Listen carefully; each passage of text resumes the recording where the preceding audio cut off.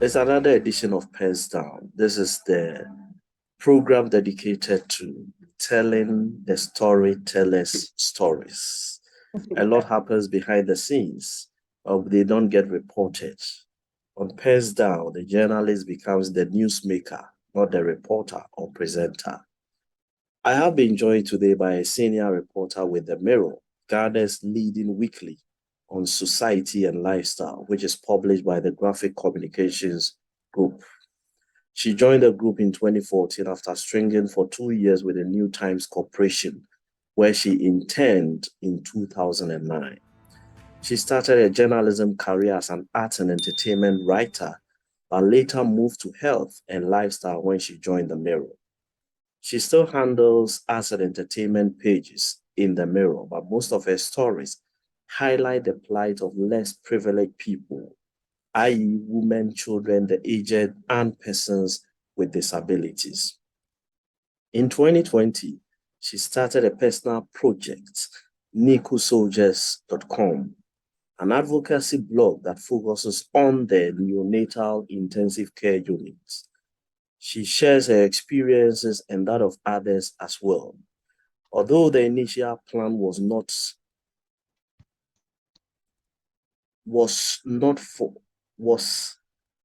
a not-for-profit project, she had to register it to be able to solicit for funds for needy families in NICUs. She started NICU Soldiers at a time she thought she was tired of doing journalism.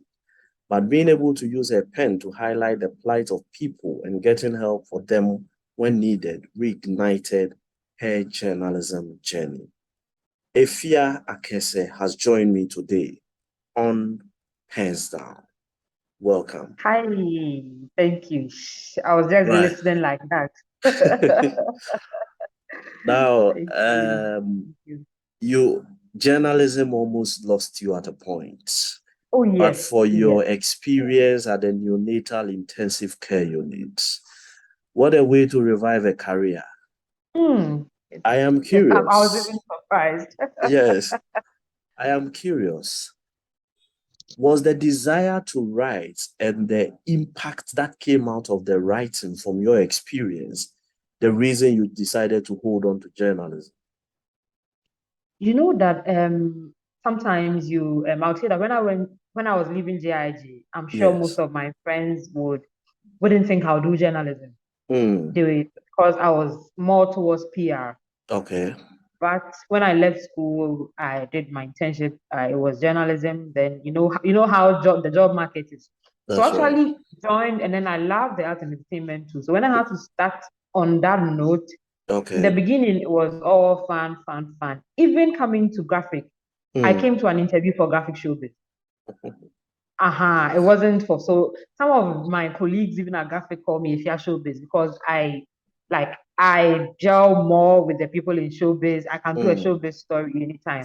So at a point I think I felt like I'd written all there is to write. Every time you're highlighting someone's story is the same, like mm, promoting people, and there was some impact, but at a point I just thought, okay, let me just move out. I thought I would do PR when I was in school.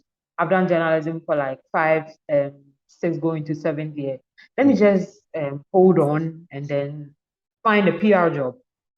mhm, So I was on my way to finding a PR job, and I became a mother, went mm, to the NICU, that's the mm. neonatal intensive care unit. The first time when I came back, I said, okay, I can write about this, but I held on. You know how we are a very private society. We don't really Yeah. talk so much about personal experiences. So I held on a bit. Mm, But I can't say if it was God's will or whatever it is. I went back to the NICU the second time. That time I didn't start NICU soldiers because it was okay. a brief stay. But Mm, a few weeks after delivery, I went mm, back to the emergency unit, babies emergency unit. And I okay. realized most of the babies there had come out of NICU Mm, and they've been readmitted, just like mm, myself. I was yeah. discharged and I've been readmitted in the hospital at the child health emergency ward. So I thought, okay, let me just, I think this thing is chasing me. It's something I really have to do. And then I set up with NICU soldiers. Yeah. I am curious. You've been at the NICU twice. Yes, yes. The first time, probably you went in with all the naivety and the ignorance I of the did. experience. Yes. How was the second one for you when you realized you were going there again? Hmm. The second one, I would say it was more planned. The first Mm, one, if you read my blog, the first one, I'd gone through a normal pregnancy, full term, and everything mm, was all right. Go into labor, and they have to take the baby to the intensive care. So that was a shock. Like that was a complete shock. It took me days to heal, days to accept it. But the second one, my baby wasn't full term. I was about 37, no, 34 weeks into pregnancy, okay. and my BP was playing up. So I knew that when the doctor said that no baby, no home, like if you don't deliver, you're not going home, Mm, they could deliver baby early. And if they mm, deliver baby early and she's preterm, they will take the baby to NICU. So the second one was more relaxed. It wasn't, even though like you can't say that when you enter NICU, even today when I work in NICUs regularly, anytime you mm, enter there, it's not like an exciting place. You always yeah. see sick babies and things. Mm, So the second one wasn't too much of a shock though, mm, and it was a very short stay. But I think that it all added up to me getting the full experience because the first time, mind you, I went in with a full-term baby. But the okay. second time, I went in with a preterm baby. Yeah. A full-term baby, if the full-term baby doesn't have his or her own challenges, it's not Mm, too difficult managing. Like that's right. most of the time, it will come, but the preterms are like Mm, they are very fragile yeah. because they are not fully developed, and Mm, so if you don't really take good care of them, or if even if you take good care of them and if you expose them to an environment which is not too conducive, they pick up mm, infection. So I think that I had to go back again this time as a preterm mom, so I mm, understand what preterm mothers go yeah. through. Yeah, Mm. I think that's how my second experience was. Before you went to GIG, what Yeah. actually influenced your desire or your decision to pursue journalism? Was it journalism that took Hmm. you to GIG or PR? No. See, I won't say journalism or PR took me. I had to go to school. Like, it was, I had to go to school. I really had to. I couldn't wait and just sit at home. So I remember that, I, surprisingly, I didn't pick any of the mainstream university forms. Okay. My focus was on more on I did languages even in secondary school. Mm, Art class was a pure language class, so you do French, literature in a Ghanaian language, and then you okay. add history. Yes, so it was Mm, like a pure language class. So I knew I tilted more towards writing and languages and all of that. mm, So I picked Ghana Institute of Languages form yeah. and Mm, then JIJ as well to just go to school, learn. But I really wanted to go to the languages. But okay. on my way, I picked two because I didn't want that if I'm rejected and I sit at home. I didn't want to sit home. On my way to write, I think then on my way to submit the GIL forms, GIJ Mm, called to say there's an entrance exam. okay. And it was just like 3 days. It was a weekend thing. You can't Mm. believe it. I went back home. I didn't even submit my GIL form. I went back home and everybody was excited. It's not today that GIJ like it's become quite simple to enter. Those days, Mm, write exams. I yeah. remember I had to get someone in my community to endorse my forms, like Mm, and everything. So I think my people were excited that hey, so you've got admission to GIJ, go and learn and go to GIJ. So it was like that, and seeing mm, people on TV. And if you know me, like I talk, I'm a lot of drama. So they were saying, "Oh, I'll make a good TV person. I'll speak mm, well on TV or radio, so I should just go." And then I wrote the exam and I entered. So it wasn't like I was even going for I knew in my mind I wanted to be a journalist. Even though okay. in secondary school, I had done some presenting, maybe during SRC fan fairs or during school Okay. gatherings. I'd done some emceeing. So I think it was there. Surprisingly, when I left school, I've never done TV or radio. It's been newspaper throughout. So recently that I'm doing a couple of YouTube videos for both graphic and Mm, people. So yeah. mm. What would you say stands out as the most challenging assignment you've handled? The most challenging assignment. Wow. Let me put my mind to it. See, with mirror is difficult. Yeah, Mirror comes out as a soft, like we put it out as a soft paper, like that's right. lifestyle, Yeah. everything. But getting mirror assignments and getting your telling the story right in mirror in itself is difficult. I Yeah. think there was a day that I had to go and cover a story on a baby who had lost their mom at birth, Mm. and they were trying to find a home for their baby. And the baby itself was malnourished, Oh. like extremely. So when I saw the sight of the baby, I hadn't Mm. even given birth then. I'm not sure I was married, and it was Yeah. one of my early days in the field. Mm. It struck me because you could actually count the baby's The ribs. ribs. Uh-huh. Oh. And if you are a newspaper journalist, you Mm. know that before video came, you have to be able to use your pen or today laptops to Mm. describe exact things for people who've not Exactly. seen, know and feel how you are feeling. Mm. Honestly, when I got back, I was torn between like, am I crying? Am I writing? But it's a job, you have to write. There are many others that sometimes it breaks you. Sometimes you Mm. look at it and you have to do it. So we try our best to do it. Yeah. Mm. All these things that give you these emotional swings in the line of Yeah. duty, have you thought about securing your mental health against these things? I mean, So doesn't it affect you to the point that it begins to raise its head even in your social life or your that's family life? it's so true. But I'm one person that I talk to the people in my close circles a lot. And I Okay. think it has helped. Before I got married, my Mm. husband and I were friends and we talked for long hours, sometimes Okay. about things related to the work, and I would say everything as it Mm. happened. Like I know how to chronicle things. This I think that it has Yeah. sometimes I can even get into character, into how the person was speaking and how the response was, and so I think that speaking about it, not to everybody, but Yeah. picking the particular person or people who I know Mm. listen to me has Yeah. helped. Sometimes when I'm having when I think it's getting too much, Mm. I cut myself off. I can Mm. apply for an impromptu leave, forget about everything work related, and then my interest look for maybe either funny videos or read something light or do BBC lifestyle.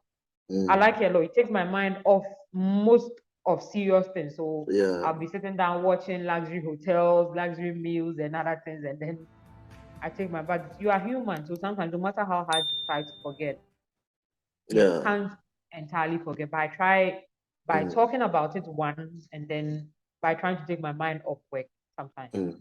Yeah. How has social media changed the face of journalism? Hmm. Completely. Today, I don't. One of our biggest challenges as journalists, especially those of us in the print, where even though Mm. we've migrated online, Yes. there's still the gap. There's still the gap. Mm. Before, if there's an incident and you're a journalist and you are there, before you come out to file your story, it's on Tell It All. It's on Tell It Mams. It's on it's on someone's status. Yes. Someone has written like some 2, 3 paragraphs. Your whole story of 1,500 words for a feature is like, what are you going to do? But we know that social media is here to stay. We even get now videos are everywhere, short videos Yes. are everywhere. So it's difficult, but we are learning, or we've learned that we also need to be abreast. So you Mm. realize that these days we do a lot of videos as well. We Yes. try to do a lot of videos. We try to be more interactive. And what we do these days is that if there's an event that we look for the story people are not telling, Mm. I can be with you in the same space and we'll be all looking at the same thing. And you may see something exciting. So I look Mm. at people a lot when I'm with them on assignment. Yeah. I look at when they write in their books or when they pick their phones to jot. Yeah. And then beyond that, when at a point people are distracted, when everybody's not really paying attention or looking at things so well, that is how I get my exclusives. So I can be in the same building with you, we can be at the same assignment. I'll come back and I'll write your same or what you are expecting. So that's it. That is how we are trying. But for social media, there we've admitted that we also have to be abreast with it. We need to learn the Europes and everything, and that's what we are constantly doing. Somebody tells me journalists who work with the showbiz people, the society lifestyle, like yourself, are just there to enjoy themselves. They are having fun. Yes, it's like a honeymoon period for them. Indeed, I think I have evidence. Recently, you traveled and there were a lot of pictures. The excitement was all over on Facebook. So you see, in the midst of that excitement, you are working. So when I started entertainment writing, you go to a show and I like to dance. Honestly, those who know me know if I hear music right now, I just join people and dance. One, I have to dance, but I need to get my story. The people you are dancing with, when they close, they are going to sit in their cars and go and sleep. That's right. But your editor is waiting. You know, if because I enjoy the art and entertainment reporting, whilst I'm dancing, if I have my phone, I'm taking notes. Sometimes I'm taking a picture. If I don't want to forget, I take note of maybe the chronology of the songs. Because when you come to write, you must give the how it happened. The person performed this first, performed that first. This was it. The response here, and before you describe the color and everything. So I may be dancing, I may be singing along, but I'm still jotting my notes. For instance, when we went to Greece recently and Turkey, the time when Amachidede was on, everybody on the ship saw me. The person who didn't see me was someone sleeping because I was taking videos, I was dancing, but then I was still writing my notes. And when the show ended, we had like a 30 or 45 minutes break before our next activity on the ship. People went to sleep, but I was there to work. I didn't go there, I didn't go on a vacation. So within that 30, 45 minutes, that is when I filed my story because I had to send it. My editors were waiting. They didn't send me to dance. They had to file my story between the time that before the next activity. And at the point, people were looking for me. They couldn't find me. The Ghanaian group were looking for me. They couldn't find me. And I was in my room. I was roaming on the ship looking for other forms of entertainment on the ship to write about. So I ask for me if I say I don't enjoy it, unless it's a show I'm not happy, I don't like it's a show, but if I like it, you see me dance, you see me cheer, but you see my work as well. And people have done like the recent one, which is the Greece one. The organizer was happy about it because I captured everything he wanted to capture and more. Yes. You've done over 10 years in journalism. Yes. After school, yeah. If we are to go back into time, 15 years, are you still going to choose journalism? Sometimes because of Niku soldiers, I would say if I know I'll do Niku soldiers, like at the end of my like towards my or in my journalism career, I'll say yes because Niku soldiers for me has moved from just a blog to like a personal ministry. I've seen things ordinarily I wouldn't have seen. And I'm always grateful for my graphic journey or my media journey because it has taught me how to write. It has taught me how to like send across messages in a proper way. It has connected me to when I started this Nico Soldiers thing, I've gone to places because I'm at graphic first. Yeah, the because brand. You introduce yourself as a journalist with Mirror, but you are doing this. I'm not sure if I was doing PR, maybe it would have turned out right, but I'm not sure maybe if I was, or maybe if I was selling somewhere or doing a different thing, I'd have gotten the same kind of feedback the same kind of like people reading it. And doing advocacy, I don't know, is difficult. So if you don't have a following, or if you don't command that little blogs have caused like 1,000 views. I'm not sure if I was in my corner. It would just if I was sitting somewhere as a marketer and I'm just an Efia, an ordinary Efia sitting somewhere. I'm extremely happy, or I'm not. I won't say that journalism has helped me, especially and even building my brand. You know, at graphic, there are graphic designers. So That's right. they help me to design. They are proofreaders. I'm being honest. Sometimes I write my blogs at work and share it with my colleague proofreaders here, and they look at it for me, for equal soldiers. Yeah. You know, some of my editors here help me. They link. It's not been like a fun experience in journalism, but for how far I've come with equal soldiers within this short time, well, I think it's been. What would you say is or are your golden memories? My golden memory. 10 years or a little more. I think that already I don't know why entertainment is in my mind painting like that. The first day I met Hugh Masakela of blessed memory. Yes. It was my early days in journalism. I'd left school not long ago. I think it was 2012. I was still an intern with Ghanaian Times doing art and entertainment. And he was in, I think Global Media Alliance invited him for a show. And when they came to Times, I think they were looking for a, but I was Gifty of Showbiz was handling the paper, but she had left to find her. So I was the one there. So the deputy editor, Mr. Macaulay, also of blessed memory, said, if you go and meet him. I was like, hey, go and meet Hugh Masakela. You know, he's big. He's not huge, yes. Yes. And come and see me. I went with all my, and he was so receptive. I don't know if you realized I was a baby journalist or not. I can't tell, but he was so receptive, and he opened up. We had a good conversation, and I think that in my early days, that was it.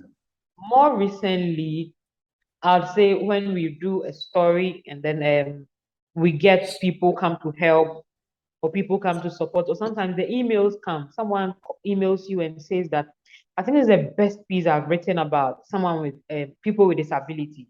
I really get like it gives me fulfillment.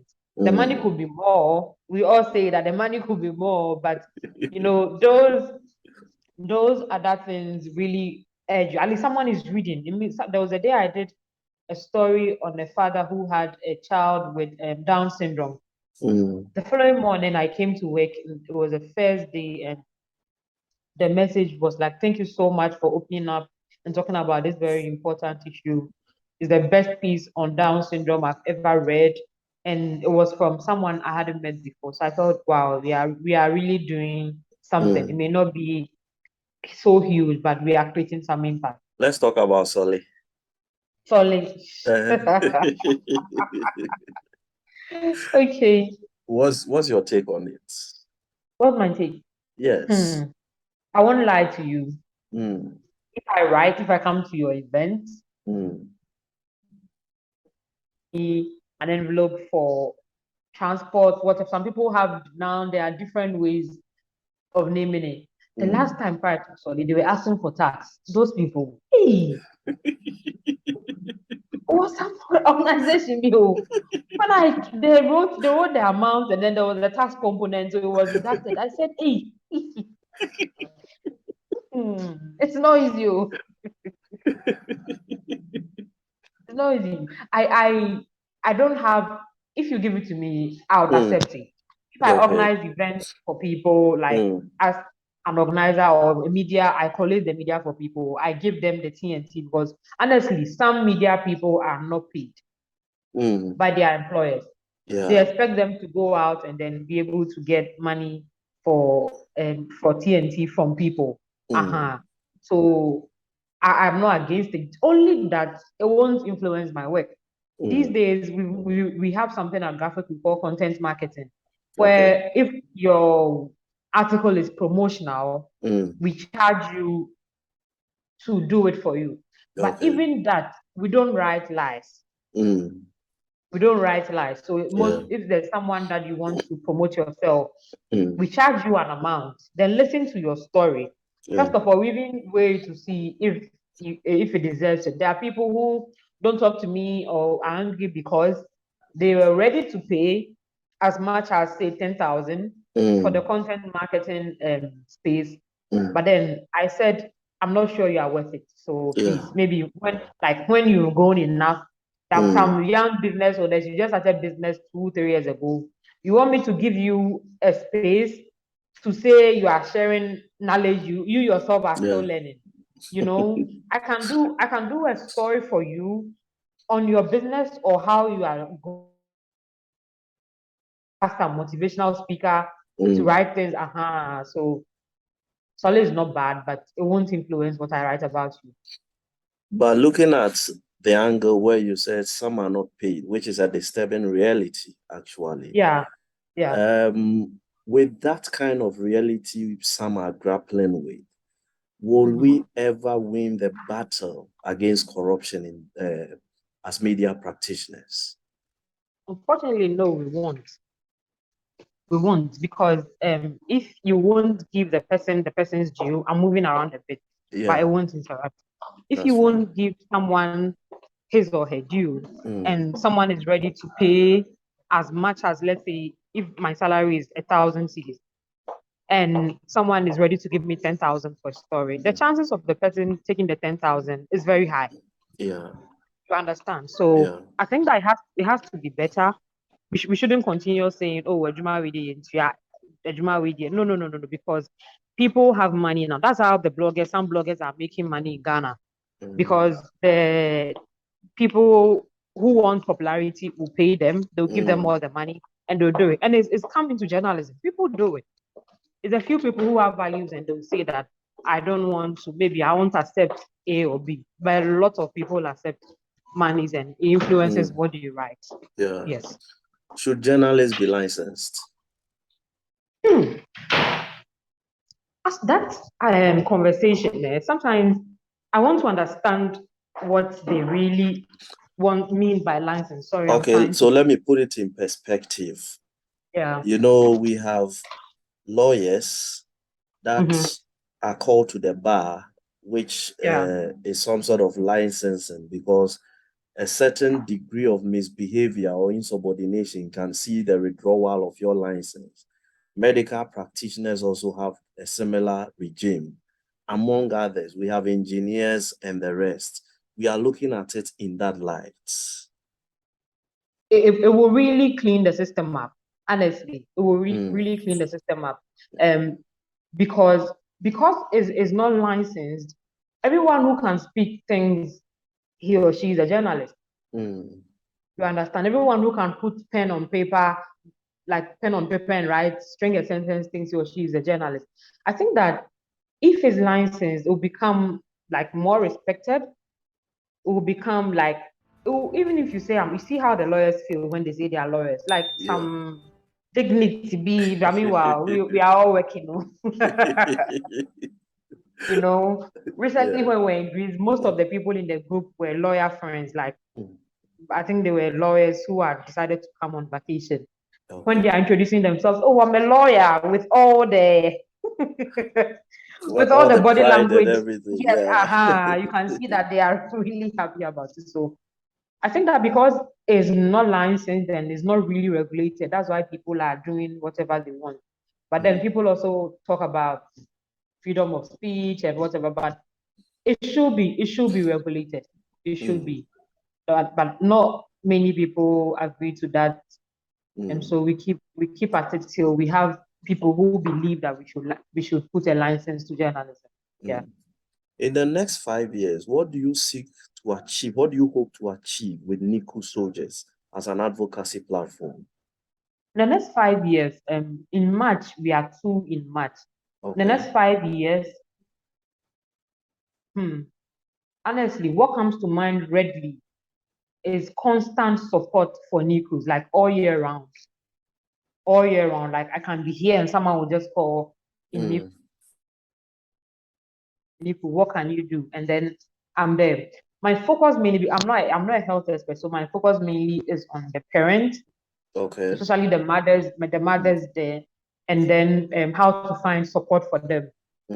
I pray I'm able to set up a proper support group, not virtual, physical, that if there's someone who comes to Niku, I get a representative to talk to the person at Niku to explain what Niku is, what to expect, and then you go through the journey. More like a patient navigator. I think the cancer unit has something like that, where there's someone who has been through cancer is with the medical team. So if you are diagnosed and in your mind you are still not too sure about it, she shows you her scars. I've been here before. This is what I do. This is what I did. And if you are able to follow ABC, you'll be okay. People relate more with stories. When I started Niku Soldiers, you'd be amazed the number of people who have contacted me. I didn't even know some friends had been to Niku.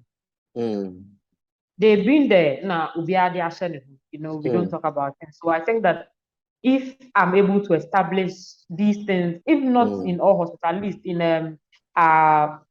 major referral facilities where most of the cases are attended to, I'll really be like that one. I can say that I've really done proper Niku Soldier's job. Yes. Are you doing journalism for life? No. Okay. The late nights, and if you look at the work you do, and if you put the money, if you look at the money and the kind of work you do there, I'm sure you stop on the first day. Recently, someone said she tried to convert her salary into dollars. I told her, hey, how do you do that? At a point, maybe in the next 2-3 years, I should have wrapped up and then be looking at other things. Yes. And you don't think Niku soldiers will suffer for that? It will become a casualty. No, so it won't suffer too much. So this is I'm trying to build the brand. Okay. These are the early days, so I'm trying to build it for some time, and then maybe after 2-3 years, when it is like it has gone up, then we'll see how to do. But then it won't suffer at all. It won't. It shouldn't suffer when I leave it, because if I've built my contacts, if I've built my contacts in the media space, in hospitals, in health facilities, it shouldn't be a problem. Yes.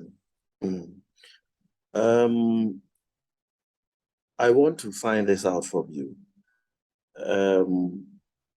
There are a lot of media houses that are springing up in Ghana today. Yeah. A lot of them have the fingerprints of political actors. The increasing political ownership of the media. Is there a reason to be worried? There is, because our role as the fourth estate is not about being in bed with any political party. So if we continually move to a time where every politician wants to set up a radio station or have a media house to promote his or her party's agenda, is scattered across the country, smaller radio stations, the big ones. If you go to communities, they are all over. If we continue going this way, there'll be a time that we won't get people, because if I've paid you, let's say if I've employed you and I'm paying you, you do what I like. Yes. Yes, you talk about my party, and that's what's happening when you tune into some of these radio stations or TV stations. Even if it's black, they are trying hard to tell you that it's green.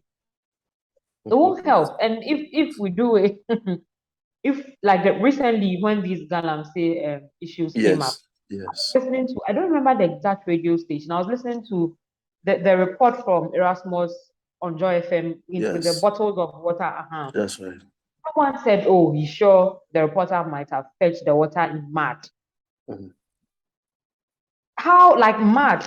So he will just go up, and then when it's raining, he will just fetch muddy water and come and put it there. What will he gain? Yeah. But if we keep on going this way, it would affect all of us. And sometimes people will say, oh, as for me, I have my family abroad. As for me, my children will go to school abroad. It will come back to you in a different way. Currently, you are in Ghana and there's an emergency. It's Kolebu you'll be rushed to. You'll be rushed to. It's the same Kolebu that you've not paid attention to.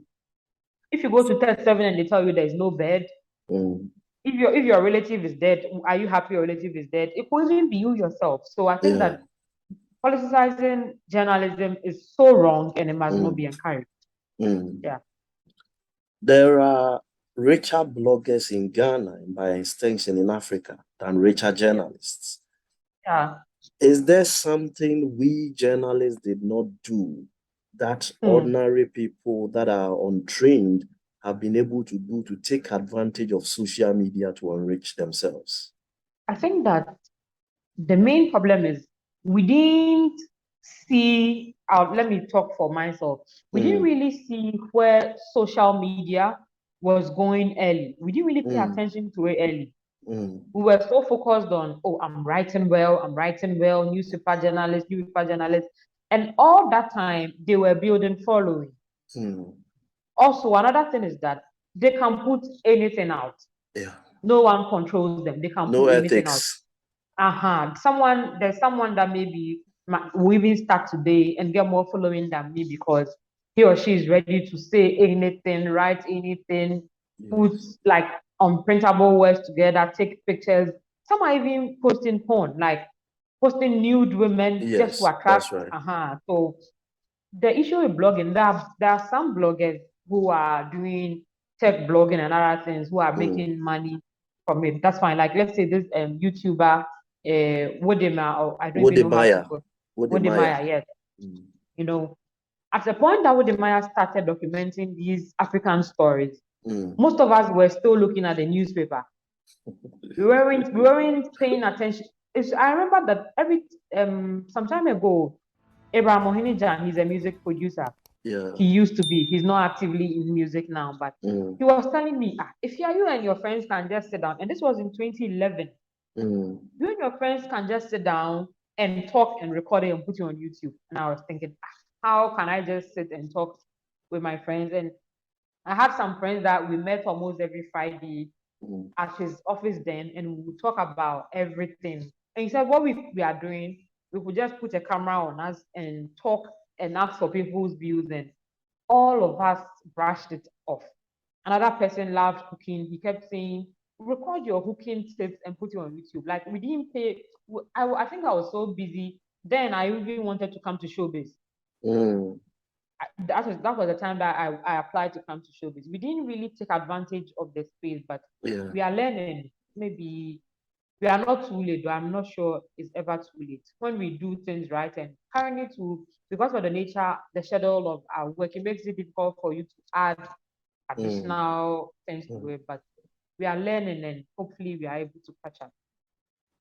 What is accounting for the high level of attrition in the media? So many trained, qualified journalists are leaving. What is happening? Today, as I'm sitting here, this evening, if someone calls me, like after this call, if someone calls me and says, Efia, oh, how are you? I have this like job, this mentions an amount that and mentions a much stable, like a place that I know that I won't go, I'll do things right there, a place I want to be, I'll stop. I think most people, if you compare the salaries of people doing PR and the salaries of people doing journalism, what we are taking is chicken change. That's right. What we are taking is because honestly, there was a time that I had a colleague who was an intern in my office, and he wanted us to pick him. And he really loved journalism. He really loved journalism. He had the passion for it. So we hadn't picked him yet. Then he started looking for jobs. He got an offer with one of these NGOs, and they gave him an appointment letter. But the guy really wanted to do journalism. So one evening he came to me to say, oh, is there no way I can put in a word for him for them to regularize his, but he has an offer, but that is not where his passion is. So I told him, so why?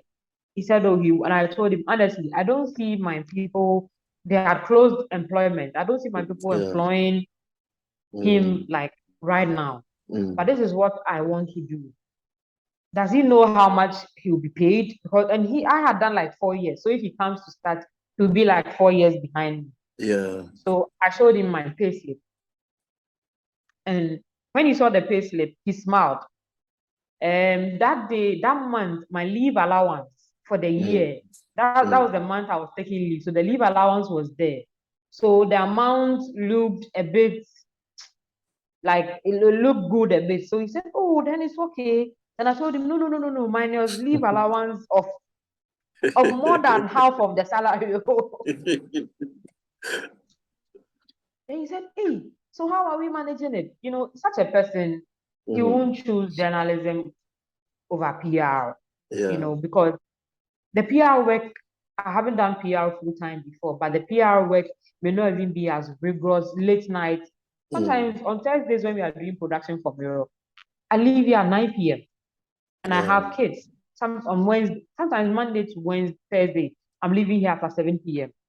only for me to go home with. And I suggest that the recognition that comes with it, Yeah. and then the impact you are able to make. For most people, that is what is holding us on. Yes. This has been pens down. Let me pull the brakes here. I've enjoyed this one. Thanks a lot. Thank you. Thank you so much. Thank you so much for But having me. let me say that we wish you well in your NICU soldiers advocacy and campaign. I Thank think you. it's a worthy cause you have chosen, and we are hoping that the donor community will open their arms to you and then help you so that you can extend some of Yeah. these critical assistance to people. I'm sure there are people who hardly can buy food to eat Oh, that yes, are many of going them. through some of these experiences and they are really at a loss as to how they are going to survive it. Thank you for having me. I'm so grateful. When the Right. call came out, like, hey, do I qualify for pens down? You know? This is everybody's platform. There's Thank no you. Thank you. discrimination whatsoever. Thank you for telling our story. Every day we are telling people's stories, but we That's never right. I didn't realize that writing my profile, I was like, what am I saying? Like, what should I put in there? But just before I sent my profile, I had written 1,500 words profile of someone I had just met. That's one You thing. see, You you do see, others easier, but when it gets to yours, it becomes yeah, difficult. Sometimes you write and delete, and you are wondering, that's it. how do I go about it? That's it. We'll get there one of these Thank days. you. Thank you so Right. much for having My colleague Efia Akese joined me on this edition of Pens Down. We've spoken to her about her journalism journey, what the future holds, some of the critical decisions she'd had to make. And she's also talked about how the journalism career, which was almost on the brink of falling into the water, was rescued by an unfortunate incident. Blessings in disguise happen to Yeah. us all the time. Thanks for joining us. We'll be back next time with another edition. Bye for now.